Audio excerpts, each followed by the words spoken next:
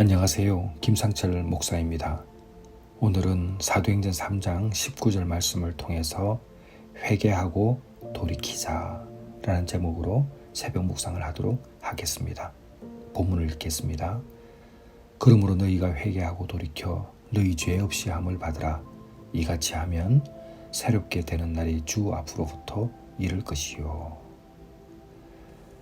이 본문은 사도 베드로가 유대인들에게 전한 말씀입니다.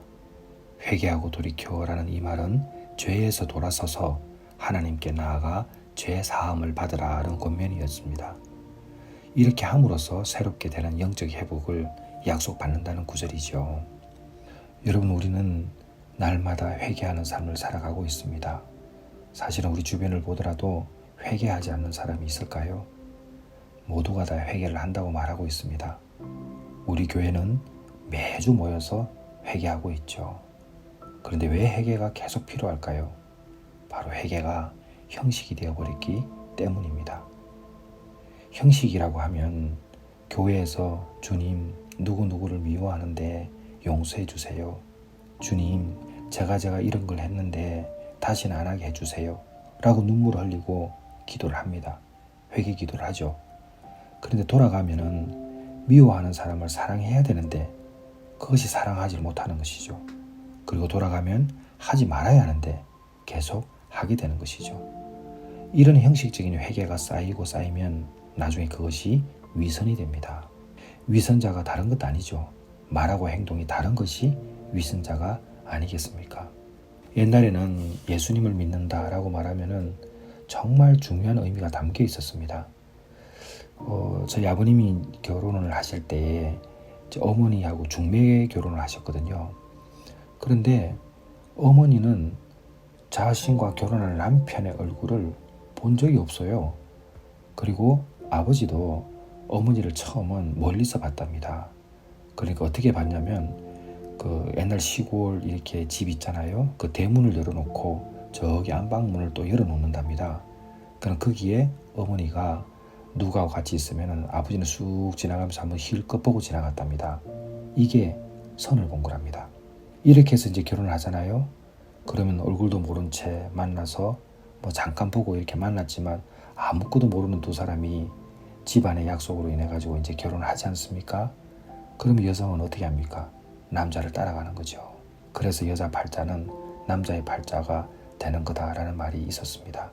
이것을 예를 이렇게 든 것은 무슨 말이냐면 그게 바로 남자에게 모든 것을 맡겨버린 여인의 운명과도 같은 것을 전적인 위탁이라고 말하는 것입니다.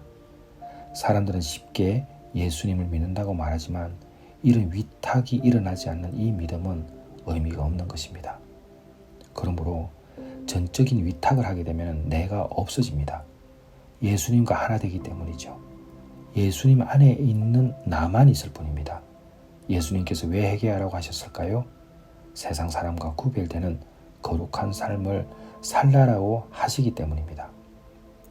그러므로 우리는 매일매일 회개를 통해서 자신을 거룩하게 지켜야 합니다. 우리가 회개를 하면 깨끗해집니다. 세상과 구별되죠. 거룩함이 살아있게 되는 것입니다. 오늘 본문을 보게 되면 너희가 회개하고 돌이켜 너희 죄 사함을 받으라 이렇게 이야기했습니다.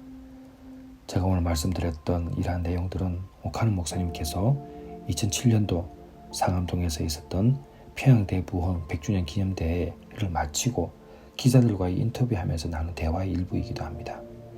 그때 오카는 목사님은 주여 살려주옵소서라는 제목으로 설교를 하셨는데요. 이름만 살아있는 교회가 실상은 죽어있는 교회가 되어버리고 말했다고 하시면서 회개를 강조하셨습니다. 그리고 2007년도 5월 27일에도 부산에서 해운대에 한 20만 명 가까이 모여가지고 회개와 회복을 부르짖으면서 기도했습니다. 그 2007년은 평양대부흥 100주년 되는 날이었습니다. 사랑하는 성도 여러분, 우리가 예수님을 처음 만나게 될 때는 우리가 회개를 할 때입니다.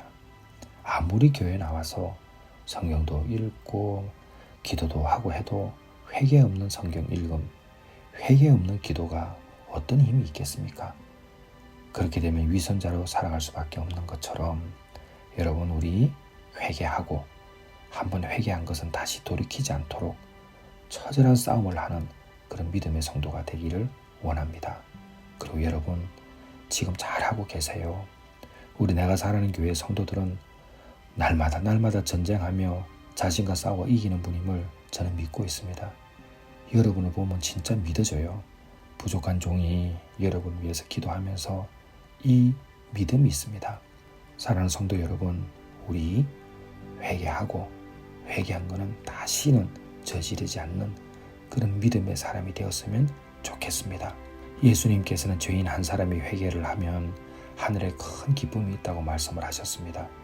그리고 오순절 성령 강림 이후에 베드로가 전한 말씀이 있지 않습니까? 뭐라고 그랬습니까? 너희가 회개하여 각각 예수 그리스도 이름으로 세례를 받고 죄 사함을 받으라. 그리하면 성령을 선물로 받으리니. 우리가 성령을 받는다고 기록하고 있습니다. 이러한 베드로의 말처럼, 그리고 예수님께서 전파하고 이르실 때에 어떻게 했었습니까? 회개하라, 천국이 가까웠느니라 하시더라. 예수님께서 공생애를 시작하시면서 첫 번째로 선포하신 메시지가 바로 회개하라였습니다. 천국이 가까웠다는 것은 하나님의 나라가 임박했으니 죄에서 돌이켜 하나님께 돌아오라는 뜻입니다. 우리 내가 사는 교회 회개를 철저히 하고 다시는 죄와 가까이 하지 않는 그런 믿음의 삶을 살아가는 성도가 되기를 주님의 이름으로 축원합니다. 기도하겠습니다. 하나님 아버지, 회개가 형식이 되어버린 시대에 우리 내가 사랑하는 교회 성도들은 회개가 형식이 아니고 위선자로 살아가는 것이 아니고 나는 없고 하나님만 남게 되는 전적인 위탁을 하는 성도 되게 하여 주시옵소서. 예수님의 이름으로 기도드렸사옵나이다. 아멘.